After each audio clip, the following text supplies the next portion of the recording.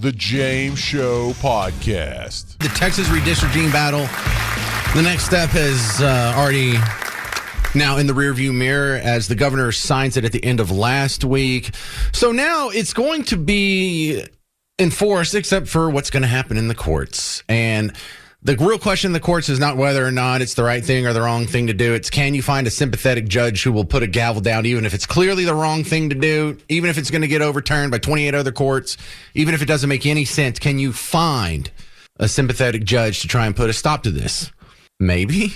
That's what we're waiting on next. So this is now up to the lawyers. As far as the legislators go, they actually did their job. It's now passed. There's nothing else that could be screwed up with the House, Senate, or the governor's signature here. So now we play the waiting game, and it's just up to the courts. While I am cautiously optimistic, the courts have let you down a few times before, haven't they?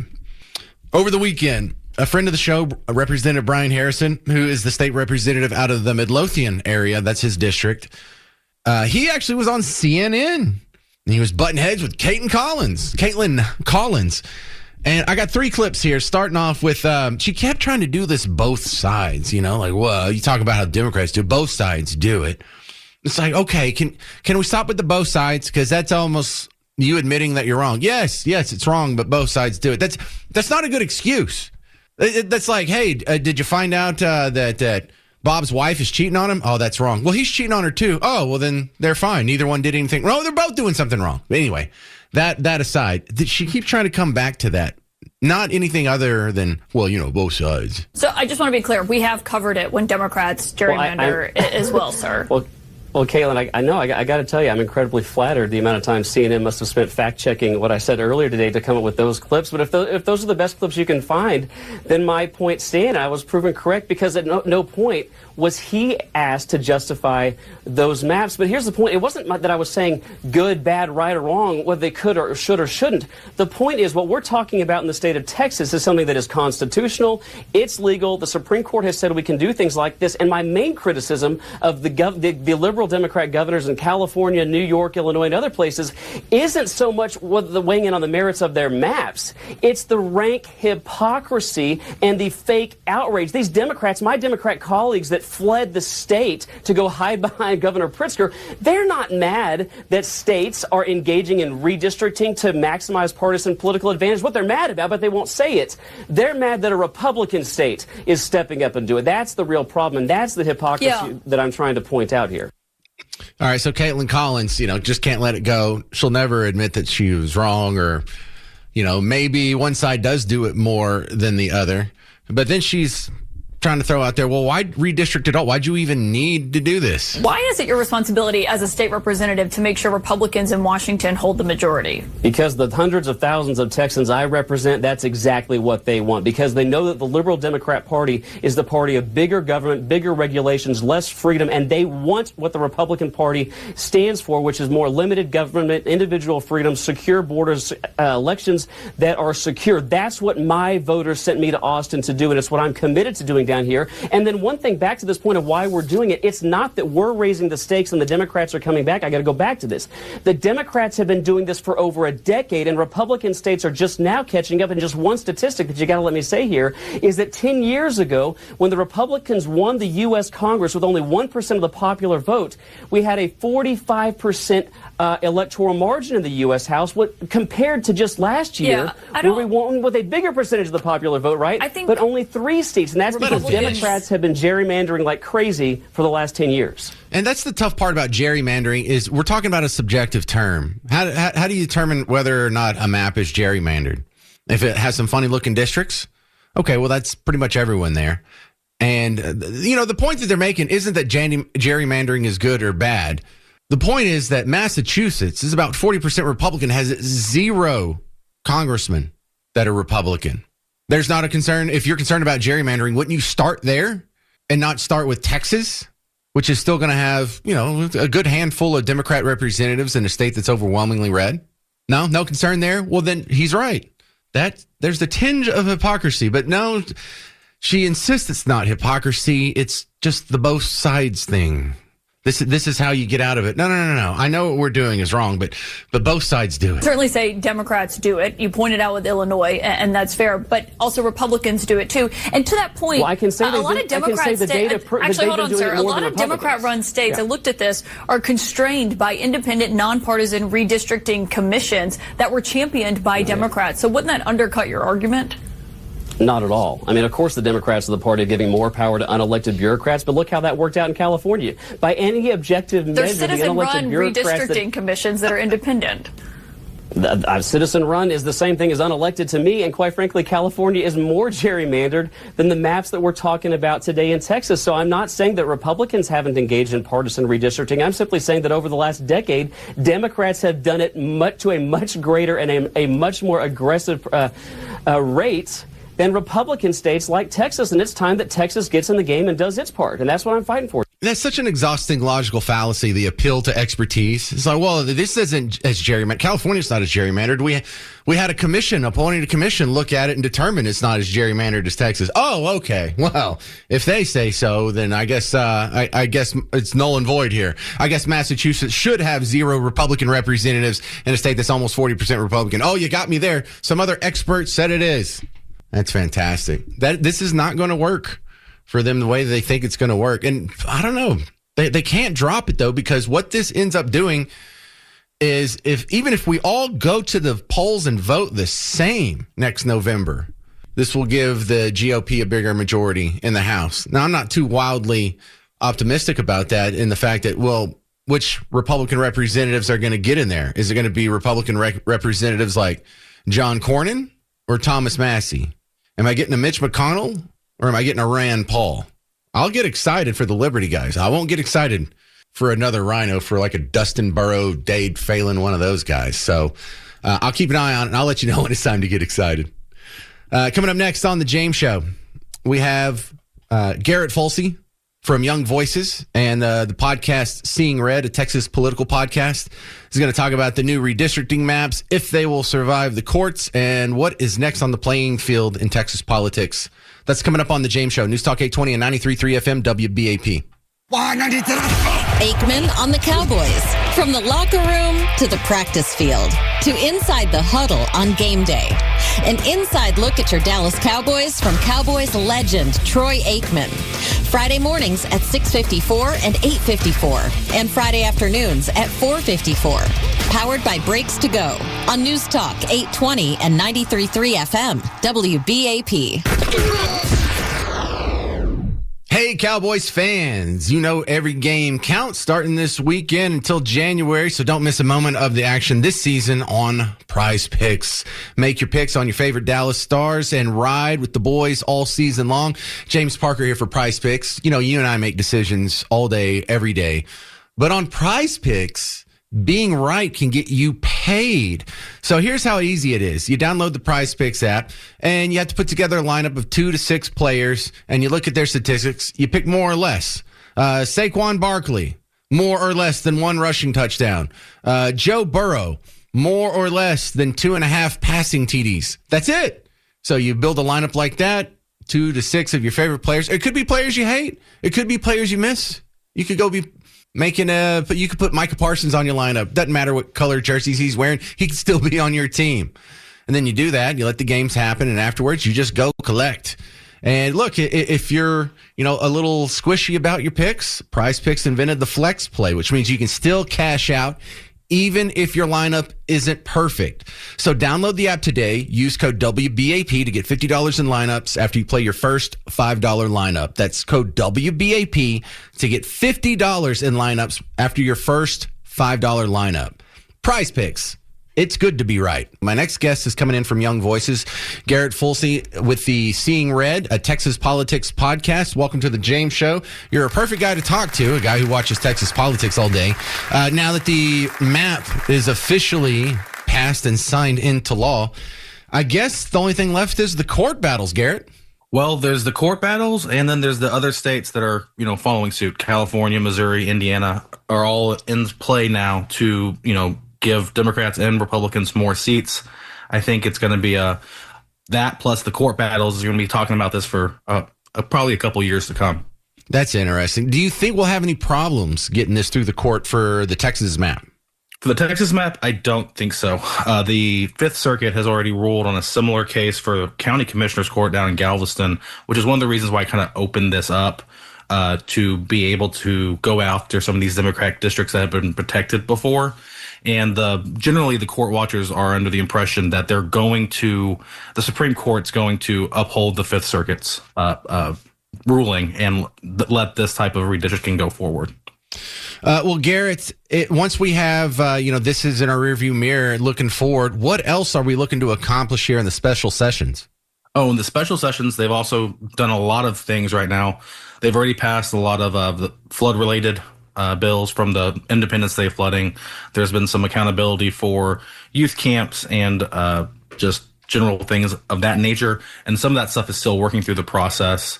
They're also passed the STAR. They've abolished the STAR, and they've come to an agreement on that. The STAR test for public schooling. Okay. Yeah. And they've changed how they're going to do it. It's not going to be as severe, and there's not going to be as much run up, where right now a lot of schools are making their kids practice the test going into it because it's so important to them. Mm-hmm. They've forbid that practice. So that type of stuff, you're going to see standardized testing changed at a level, what's really been tweaked. So they're going to call it a different name. There's still going to be standardized testing because you still have to measure how the students are doing, but it's not going to be as the STAR test in its current form is no more. Are they replacing it with anything? Yes, they're replacing it with, I believe it's a 3-test battery.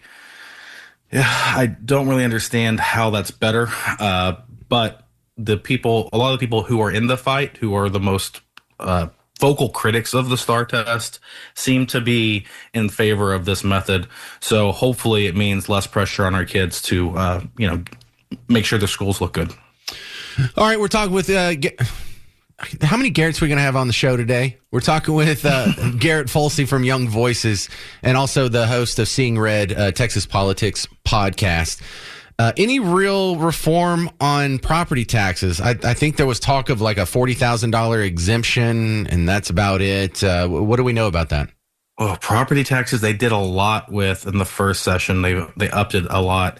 I know there was some more money that came in and they're looking at it. I don't know where that landed. That's not made a lot of news over the past few days. So I don't recall right now. I think that there's, we're going to see some relief. I know they were talking about ways, they've passed a bill. It went to conference and a lot of stuff's being pulled out. So I don't know what it's going to look like.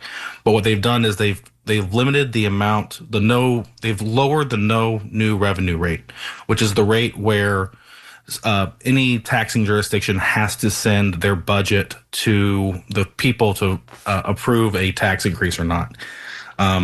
I don't recall what it was previously, but they lowered it to either 2.5 or 1%, depending on which version of the bill you look at. They can increase their budget by 1% or 2.5% each year without having to send it to voters. Garrett, what's the word on punishments or some sort of negative consequences for the representative who fled the state to avoid a quorum? The caucus voted on certain measures, and there are certain things percolating through the House processes. You got to realize that the House rules are kind of archaic in how they can be administered or not administered, and a lot of things haven't been really tested. So, excuse me, there's a lot of questions on what they can and can't do. Looks like they're going after seniority. So the members who left, they're going to be going after the seniority, which impacts things like committee assignments, how good your office is, things like that. A lot of the Democrats who fled have been there for 20, 30 years, and they lose their seniority. They lose all reason to really go into the building. So that'll be interesting to see how that plays out. But overall consequences, they've all been fined $9,000, which I believe they had to pay out of their personal funds. It's going to be hard for people to donate that money. And without paying that $9,000 fine, they're going to be put in a position where they lose 30% of their office budget. So they have to cut staff or office or whatever. I mean, that's bad, but it's not as bad as losing your office or being I mean, is there any talk of coming up with a bill that says if you do this again, you vacate your seat? Well, that is something that's pending. The governor and the attorney general both filed separate, what's called a quo warranto lawsuits with the Supreme Court, and those arguments are still pending. for certain representatives who made comments that they had, they've left, they're doing this on purpose. Other people just left and didn't say anything. And, that's kind of a test case to see if that action is already illegal or a de facto vacating of the seat. Otherwise, there's nothing in law where somebody can just say, oh, you're not a representative anymore.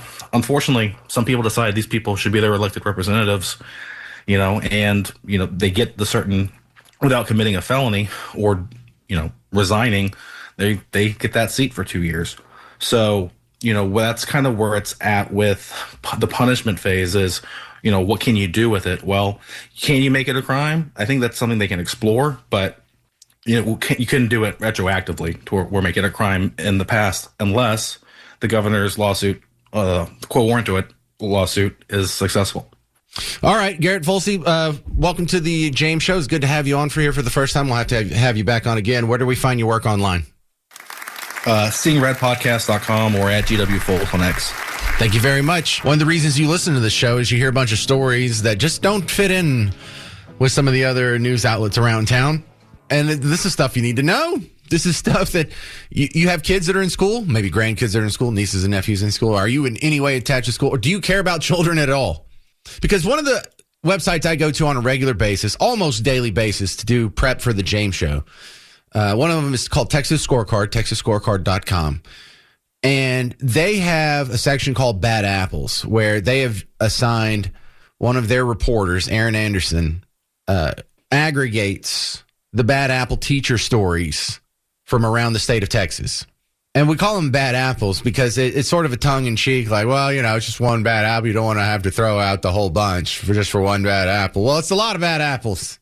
They're into hundreds. They've been doing this for about 2 years now, and I think they're over 300, which you want to start doing some math. This is almost an every other day occurrence. You understand how bad this is? This is why I bring it up over and over. And it's going to sound like, well, James, you're doing 3 stories a day, but we're in a state of, 30 million people with millions of kids in school, and they're coming across teachers millions of times a day. So, I mean, no, this is too much. This is a problem. Something needs to be done about it. Let's go to the review sheet here.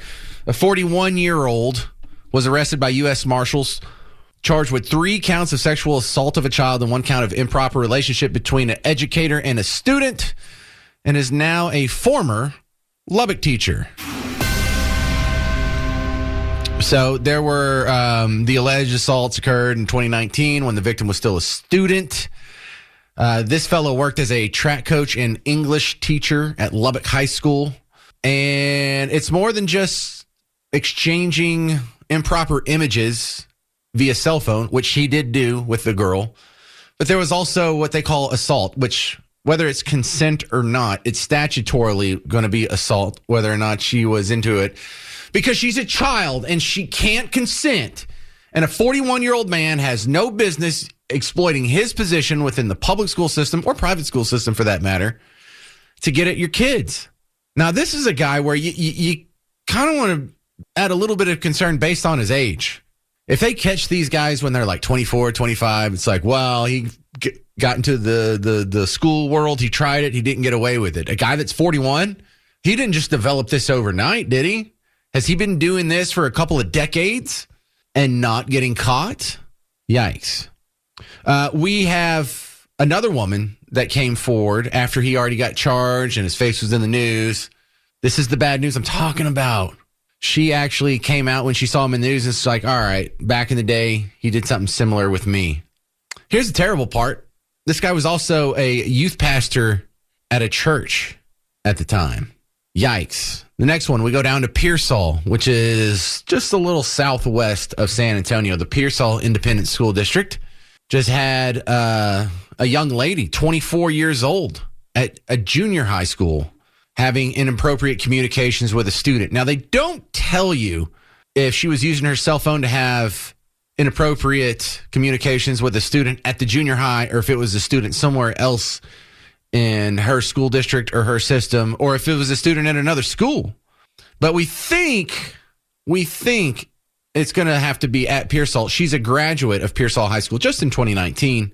She was just certified as an educational aide October 23, and She's now in trouble and arrested and charged with a handful of crimes. Yikes. Now, I don't know any more details other than the student was under the age of 17. That's a different set of charges because the legal age of consent in Texas is 17. So there's a whole nother slew of charges and secrecy that comes on it when it's under 17. For our next one, KIPP Charter School, San Antonio. A teacher was arrested after a 15-year-old female student accused the educator of forcibly hugging and fondling her at the end of last school year. Now, this is a woman who's 27 years old.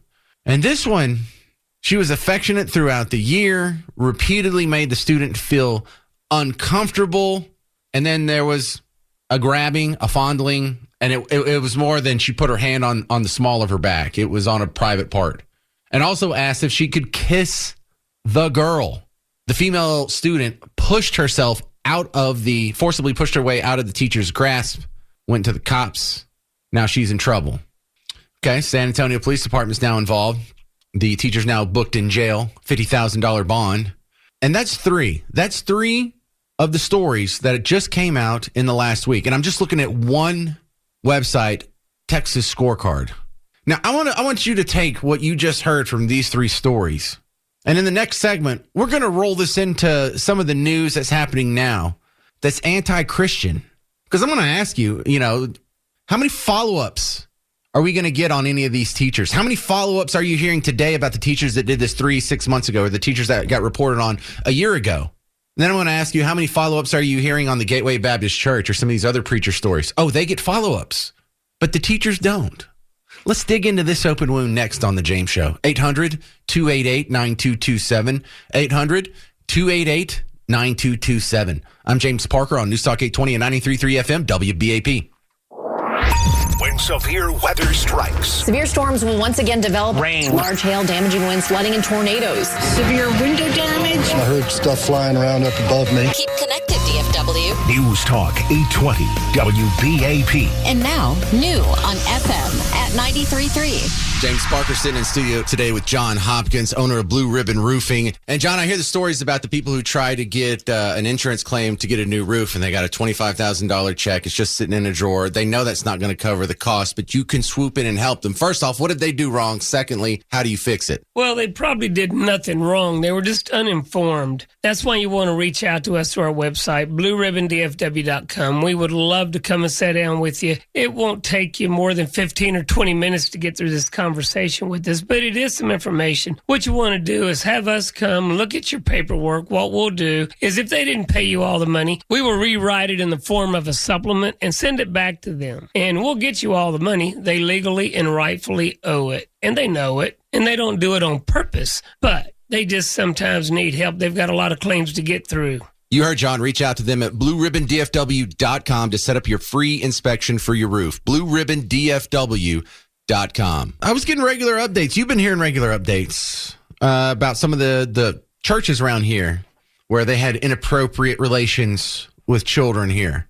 But I want you to try and just remember in your head, whenever you hear one of these updates, whether it's the Gateway Church or whatever's happening, was the other one, South Lake or Colleyville or something like that. Whenever you hear these church scandals and you get updates on things that happened 6 months ago, a year ago, whatever, do you get regular follow-ups on these bad teacher stories? Are you going to get regular follow-ups on these three that I just told you about here in Texas? Are you getting follow-ups from the ones that happened 3 months ago, 6 months ago, a year ago? Does that ever happen? Never? How many bad apple teacher stories get skipped in the news? Did you hear about any of these in the news? Do you think any of them get skipped around here? Do you think that happens with pastors? If a pastor is inappropriate with a child, do you think that gets skipped over in the news around here? Oh, yeah, it happens so much, just couldn't fit it in. We only got 30 minutes of a TV program every day. We can't get in every story, so that one just hit the cutting room floor.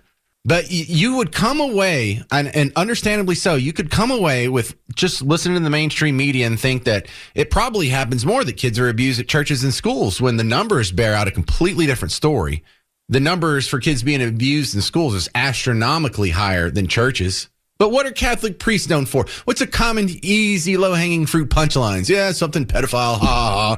That's it. He likes kiddos. Get it? Yeah, they're easy. We hate Christians. Isn't that funny? But that's not what's in reality.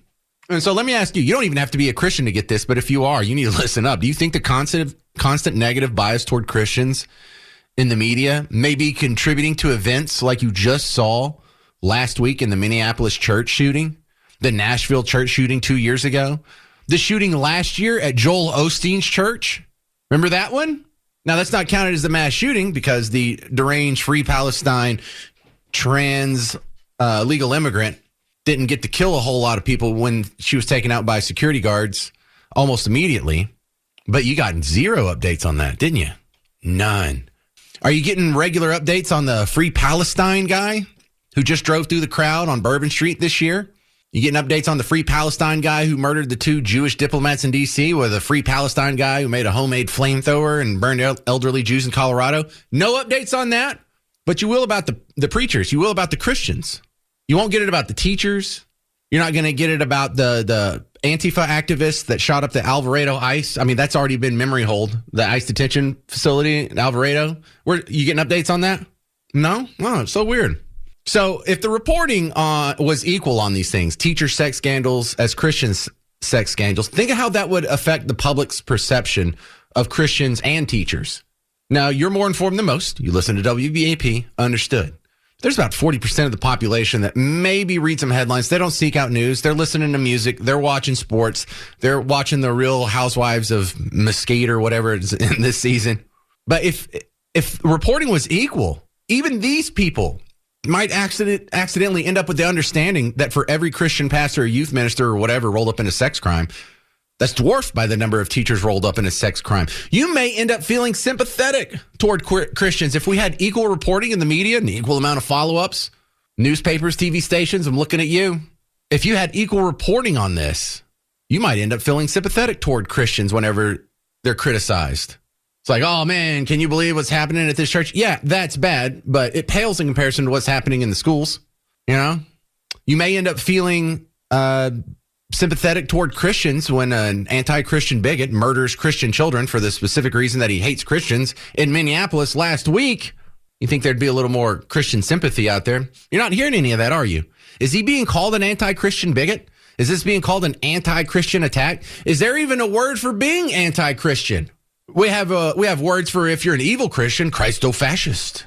But there's no term. There's not an Islamophobia, anti-Semitism. They've got words. Do we not have words for us? You know, if the reporting was even somewhat equal on how much kids are abused in your schools versus church, you might end up feeling different about homeschoolers. Yeah, you think they're weirdos. Who pulls their kids out of school? You got free school right here. You've got trained teachers who've been to college and know what they're doing. And you have all these extracurriculars and these great activities. And you have the social networking and the camaraderie and the cohesion and the fun and the pep rallies and the football. But if you ever got actual, honest, equal reporting on how many kids are being abused at schools, you'd be like, no, I get it. Because there's people out there who are scared of guns being in schools. We've got to do something about this gun violence in our schools. We're the only country who has this problem with guns in our schools. But schools are not scary because of guns. Your kids are far more likely to be sexually abused by their teacher at school than shot by a gun. What do you think those numbers are? It's hard to even look it up. I mean, how many kids do you think in these school shootings happen every year? Dozen? Couple dozen? And then how many kids do you think are sexually abused by their school teachers every year? But which one gets more attention? 800-288-9227. 800-288-9227. Coming up next, another giant crash on the interstate. This one happened in Texas again. From a questionable immigrant. The James Show Podcast.